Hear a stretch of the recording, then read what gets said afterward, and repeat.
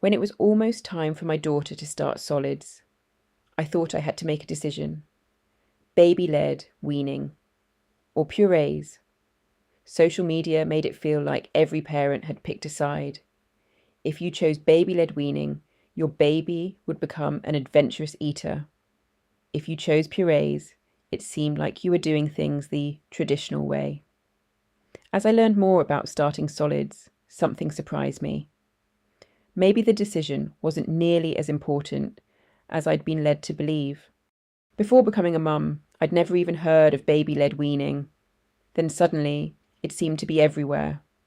Videos of 6-month-olds confidently chewing on broccoli, parents handing their babies whole pieces of food without looking worried at all. At the same time, I'd see other parents saying, babies should start with smooth purees first. The more I watched and read, the more it felt like these were two completely different parenting philosophies. And honestly, I started treating it like an exam, as if there was one correct answer. Choose wisely, or your baby might become a picky eater forever. That sounds dramatic, but I think many first-time parents have probably felt something similar. When we finally started solids, I realised something almost immediately. Real life didn't fit neatly into either category. Some meals were purees. Some meals included finger foods. Sometimes I'd preload a spoon for her. Sometimes she'd pick up the food herself. Some days it simply depended on what I'd cooked. Then I started wondering, was I doing baby-led weaning? Or was I doing spoon feeding? Or was I somehow doing both? It turns out, many families naturally do exactly that. One thing that surprised me was that researchers don't really treat baby-led weaning and spoon feeding as two completely separate worlds. Many families naturally use a mixture of both approaches. Maybe breakfast is yogurt on a spoon, lunch is soft finger foods, dinner is a combination of both, and that's completely normal. When researchers compare different feeding approaches, there are some interesting findings. Baby-led weaning may help babies become more involved in family mealtimes and become familiar with different food textures earlier. But when it comes to the things many parents worry about most, growth, nutrition, or whether their child will become a picky eater later on, the evidence isn't nearly as clear as social media sometimes makes it seem.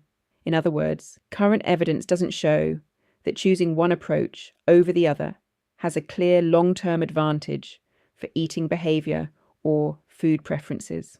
I found that incredibly reassuring. But what about choking? If I'm honest, this was the part that worried me the most. Watching such a tiny baby holding a piece of food can be terrifying. One thing I learned is that gagging and choking aren't the same thing. Gagging is a normal protective reflex that helps babies learn how to manage food safely. It can look scary, but it's different from choking, where the airway is actually blocked. Of course, that doesn't mean we shouldn't be careful. Babies should always be supervised while eating. Food should be prepared appropriately for their age. And some foods are choking hazards no matter how you choose to feed your baby. The reassuring part was that research suggests when baby-led weaning follows current safety guidance, the risk of choking doesn't appear to be higher than with traditional spoon feeding.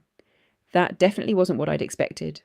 When it comes to starting solids, what seems to matter much more is offering a variety of nutritious foods over time, giving babies opportunities to experience different textures, making mealtimes enjoyable rather than stressful, and remembering that learning to eat is a gradual process, not one single decision we either get right or wrong.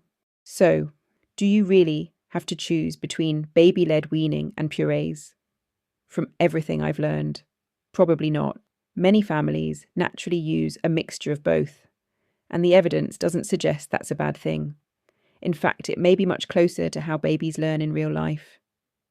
As for me, I've stopped worrying about whether what we're doing fits neatly into one label. Some days my daughter happily picks up her own food. Other days she enjoys food from a spoon.